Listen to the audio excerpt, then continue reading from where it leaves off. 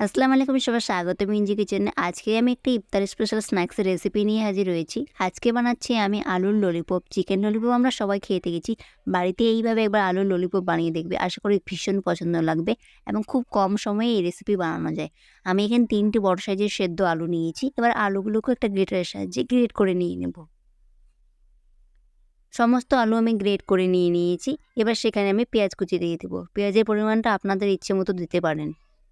এবার সেখানে দিয়ে দিলাম কাঁচা লঙ্কা কুচি, দিয়ে দিলাম ধনেপাতা কুচি, দিয়ে দিব স্বাদ অনুযায়ী লবণ, দিয়ে দিব লঙ্কা গুঁড়ো, দিয়ে দেবো আদা রসুনের পেস্ট, দিয়ে দেবো গরম মশলা গুঁড়ো, দিয়ে দিলাম হলুদ গুঁড়ো, 3 চামচ মতো এখানে আমি ব্রেড গ্রাম দিয়ে দিলাম।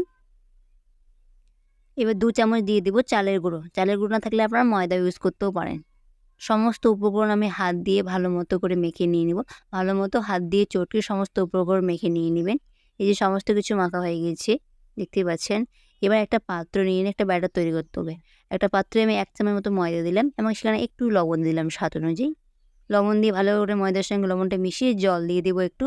জল দিয়ে একটা পাতলা ব্যাটার গুলে নিয়ে নেব। ঠিক এইভাবে জল দিয়ে আমি সেটা গুলে, এই যে দেখতে পাচ্ছেন খুব পাতলা একটা ব্যাটার তুলে নিয়েছি। একটা প্লেটে আমি ব্রেড গ্রাম নিয়েছি। সমস্ত উপকরণ নিয়ে আমি রেডি হয়েছি। চলুন এবার এটাকে একটা শেপ দিয়ে কট করে নেব।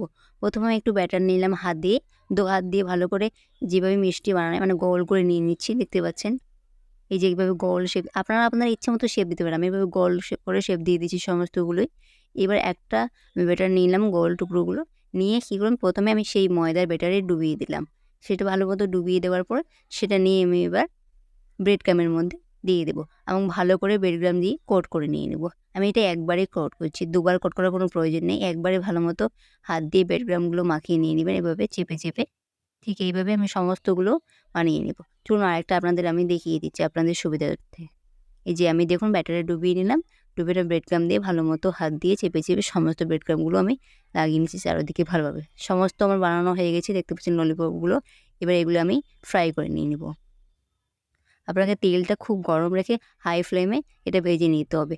মিডিয়াম ফ্লেমে বা লো ফ্লেমে করলে কী হয় যে এটা ভেঙে যাওয়ার চান্স থাকে একটা। হাই ফ্লেমে ভেজে নিয়ে নেবেন। যখন দেখবেন যে উপর থেকে আপনাদের কালার চেঞ্জ হয়ে গেছে হালকা হালকা, তখন ফ্লেমটা কমিয়ে মিডিয়াম ফ্লেমে রেখে ভেজে নিয়ে নেবেন। উল্টে দিয়ে এপিট ওপিট করে লাল লাল করে ভেজে নিয়ে নেবেন। কিছুক্ষণের মধ্যেই দেখবেন ভাজা হয়ে গেছে এবং খুব কম সময়ে এই রেসিপি বানানো যায়।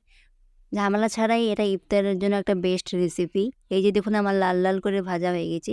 এবার সমস্ত আমি ললিপপগুলো তুলে নিয়ে নিব। এই যে আমি এগুলো তুলে নিলাম, তেল ভালো মতো ছাড়িয়ে নিয়েছি।